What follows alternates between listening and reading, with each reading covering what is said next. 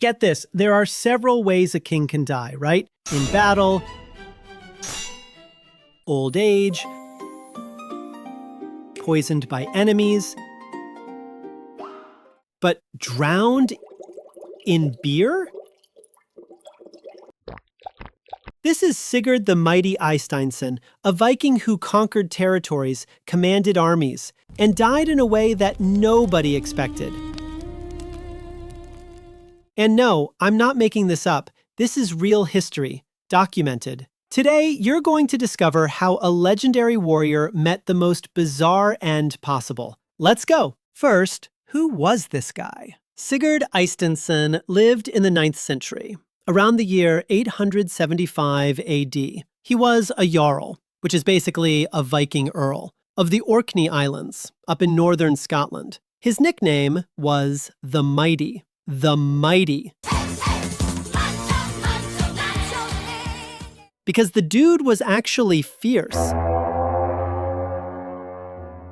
He conquered territories in Scotland alongside another famous Viking, Thorstein the Red. Together, these two subjugated a good chunk of the northern British Isles. Sigurd was known for being merciless in combat. No mercy, no prisoners. Old school Viking. But here's the thing. Despite all this tough guy, warrior reputation, Sigurd had a massive ego. And it was precisely this ego that started the chain of events that would end in the worst way possible. Because look, you can be the most fearless Viking in the world, but if you make a stupid decision after winning a battle, well, death comes from where you least expect it. First thing you need to know, before dying ridiculously, Sigurd won an important battle. His opponent? Maelbrigda the Bucktoothed. The Bucktoothed. That nickname says it all, right? The guy had teeth so prominent, they became his trademark. Mael was a local Scottish leader who was trying to resist the Viking invasion.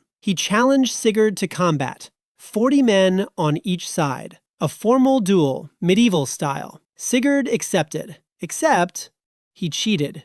Instead of bringing 40 warriors, he brought 80. He put 2 men on each horse to make it look like there were only 40. Like those kids trying to sneak into the movies hidden under a trench coat. Result? Total massacre. Maelbrigda died in battle. And here comes the crucial part. Sigurd, to celebrate, decapitated Mael's body and tied his head to his horse's saddle as a trophy to show everyone who was boss. Seemed like a great idea at the time, right? Spoiler, it wasn't. Second thing, remember how Mael had the nickname Bucktoothed? Yeah, those huge teeth were going to have the last word. Sigurd was riding back home, all proud, with his enemy's head hanging from the saddle. The problem? With every movement of the horse, the head would bounce. And Mael's teeth started to scrape against Sigurd's leg. At first, it must have been just annoying.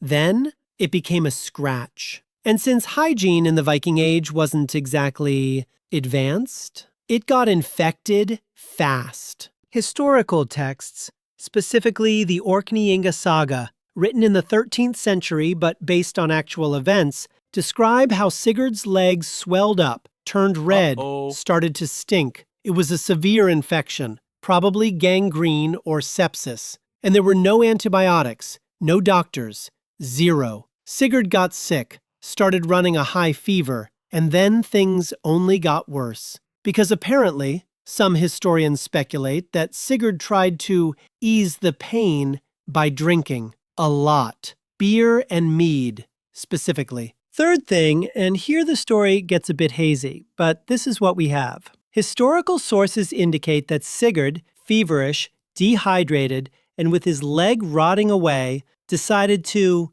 drink gallons of beer. In the Viking mentality, alcoholic beverages were sometimes seen as medicine. They helped purify the body, or at least got you drunk enough not to feel the pain. But Sigurd overdid it. He drank until he literally couldn't anymore, and at a certain point, while drinking from a large horn or barrel, he aspirated the liquid into his lung, drowning in beer.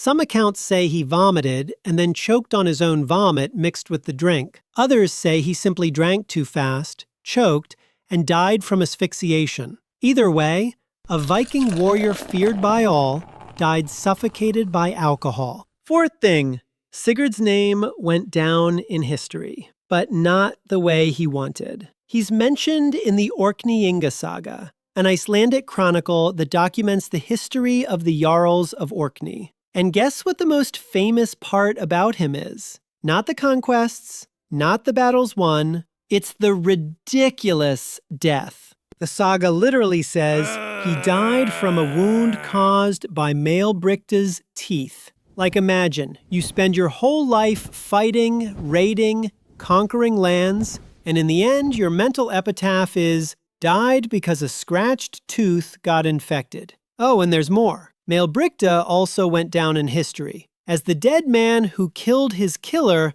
after dying. Posthumous revenge.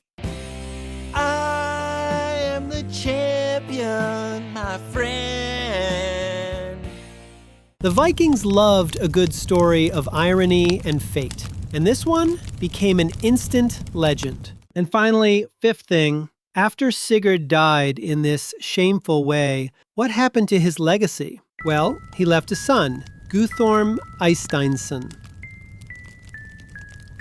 Guthorm took over as Jarl of Orkney, trying to continue Viking dominance in the region. But here's the tragic detail. Guthorm reigned for only 1 year. That's right, 12 months. He died young, in circumstances the sagas don't detail much, probably in combat or from disease. Sigurd's direct lineage basically ended right there. After Guthorm's death, Orkney passed to the control of Rognvald Eysteinsson, Sigurd's brother. He was the one who actually established the dynasty that would last for centuries. So that's it, folks. Tell me in the comments, did you know this story? Or did school forget to tell you that Vikings could die just as pathetically as anyone else? Leave a like, otherwise the algorithm punishes me worse than those teeth punished Sigurd. Thanks everyone. See you in the next video.